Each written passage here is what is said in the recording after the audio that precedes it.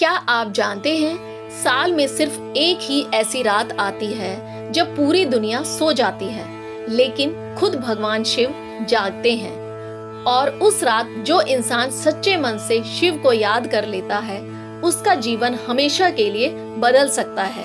ये कोई आम रात नहीं है, ये है महाशिवरात्रि।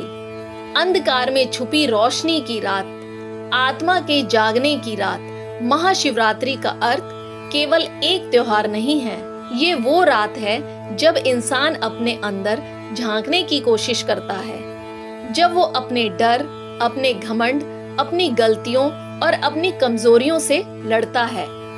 ये वो रात है जब इंसान भगवान से नहीं, पहले खुद से मिलने की कोशिश करता है। शास्त्रों में कहा गया है कि इस रात ब्रह्मांड की ऊर्जा सबसे अधिक सक्रिय होती है। धरती से लेकर आकाश तक एक अद्भुत शक्ति प्रवाहित होती है। इसलिए इस रात ध्यान, साधना और जागरण का विशेष महत्व है। इसलिए इसे जागरण की रात कहा गया है। पौराणिक कथाओं के अनुसार महाशिवरात्रि की रात ही माता पार्वती और भगवान शिव का विवाह हुआ था। माता पार्वती ने शिव को पाने के लिए वर्षों तक कठिन तपस्या की थी।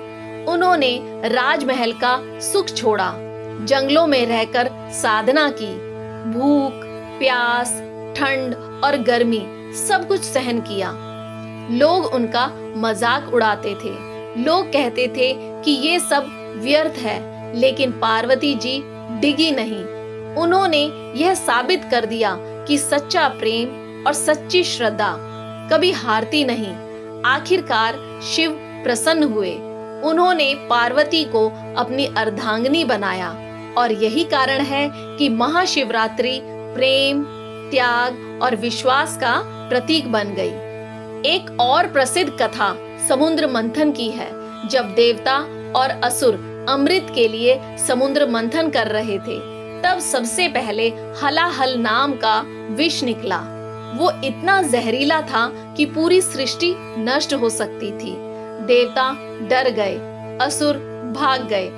तब सब भगवान शिव के पास पहुंचे। शिव ने बिना किसी डर के उस जहर को पी लिया, लेकिन उसे अपने कंठ में रोक लिया। इसलिए उनका नाम नीलकंठ पड़ा। उन्होंने पूरी दुनिया को बचाने के लिए खुद कष्ट सह लिया। ये त्याग की सबसे बड़ी मिसाल है। आज भी शिव ध्यान में लीन रहते हैं। माउंट कैलाश पर कहा जाता है कि वहां आज भी दिव्य ऊर्जा मौजूद है। वहां आज भी एक अलग ही शांति महसूस होती है। वैज्ञानिक भी मानते हैं कि उस स्थान पर अद्भुत शक्ति है।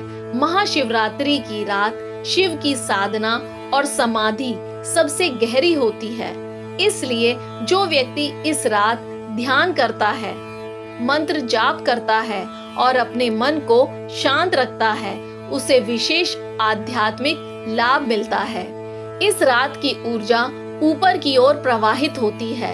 इंसान का शरीर और मन भी उसी ऊर्जा से जुड़ जाता है। इसलिए साधु संत इस रात नहीं सोते।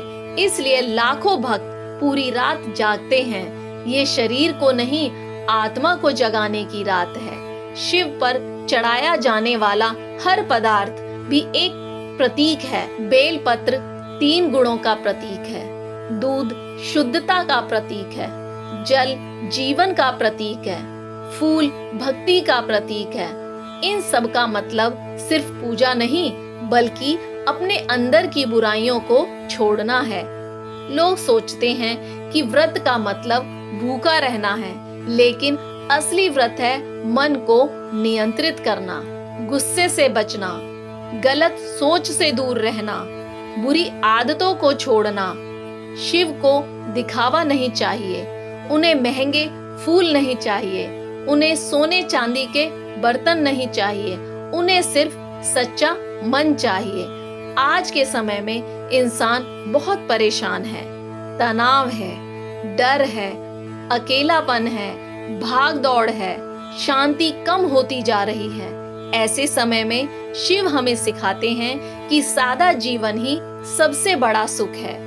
कम में भी खुश रहना, धैर्य रखना, क्रोध पर नियंत्रण रखना, अहंकार से दूर रहना।